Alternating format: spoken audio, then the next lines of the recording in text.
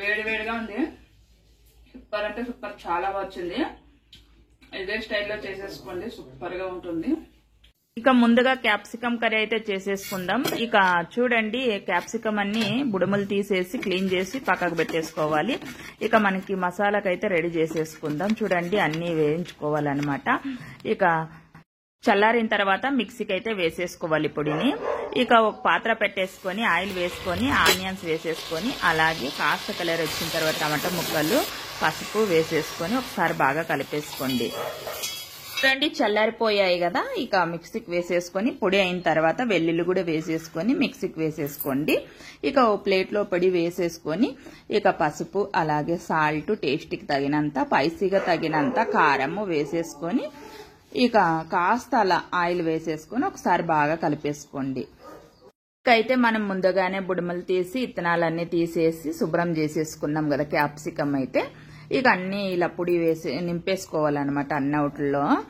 ఇక నింపేసుకున్న తర్వాత మనమైతే ముందుగానే పాత్ర పెట్టేసి ఇక తిరువాతకైతే వేసేసాం కదా. ఇక మనం ఇవన్నీ క్యాప్సికం అన్ని వేసేసుకోవాలన్నమాట. నింపినవన్నీ వేసేసి మసాలా నీళ్లు కూడా వేసేసుకొని తగినన్ని నీళ్లు కూడా వేసేసుకోవాలి. మగ్గిన తర్వాత ఒకసారి బాగా కలిపేసుకోండి.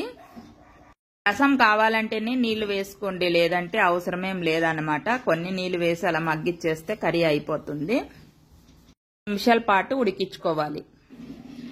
ఇక ఉడికిందో లేదో చూద్దాము. చూడండి, కర్రీ అయితే గమగమ వస్తా ఉంది, వాసన అయితే అద్దరిపోతా ఉంది. ఇక చూడండి, ఒకసారి బాగా కలిపేసుకుందాం. ఇక చూడండి, సూపర్ గా వచ్చింది కర్రీ అయితే.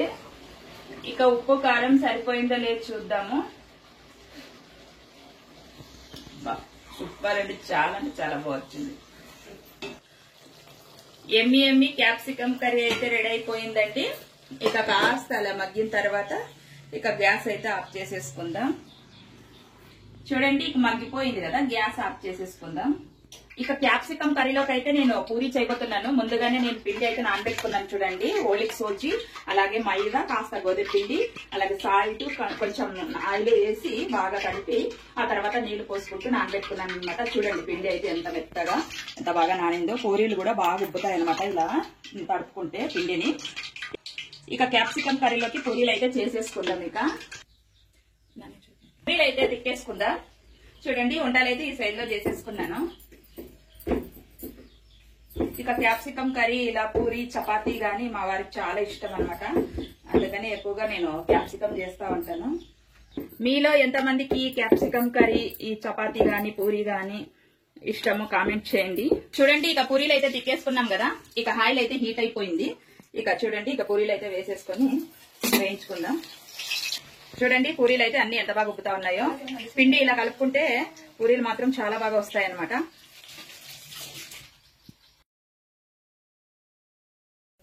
వేడి వేడిగా ఉంది, సూపర్ అంటే సూపర్, చాలా బాగా వచ్చింది.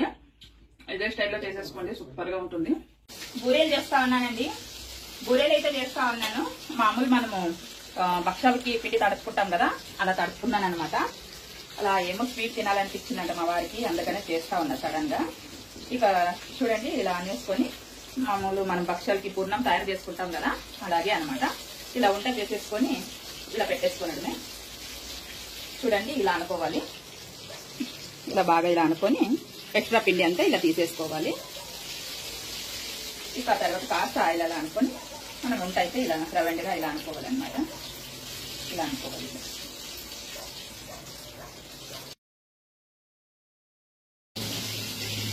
ఇక చూడండి, ముందు వేసుకున్న బాయ్ అయితే అప్పుడే వేసాను అనమాట నేను. ఇక తీసేసుకుంటా ఉన్నాను. ఒక పక్క వేస్తా ఉంటే ఒక పక్క తినేస్తా ఉన్నారు. చాలా బాగా వచ్చాయి అన్నారు. చూడండి, ఇక అన్ని ఇలా తీసేసుకుందా. చూడండి, ఇక వంటలు అయితే ఇలా వేసేసుకోవాలన్నమాట అన్ని. ఇక వంటలు అయితే అన్ని అయిపోయాయండి. చూడండి, ఇక వేడి వేడి బూరెలు రెడీ అయిపోయాయి. ఇక వేడి వేడి అన్నం రెడీ అయిపోయింది. ఇక అలాగే చూడండి, క్యాప్సికం కర్రీ అయితే రెడీ అయిపోయింది. ఇక అలాగే రసం అండి, రసం కూడా రెడీ అయిపోయింది. ఇక వేడి వేడి అప్పలాలు అయితే వేయిస్తా ఉన్నాను.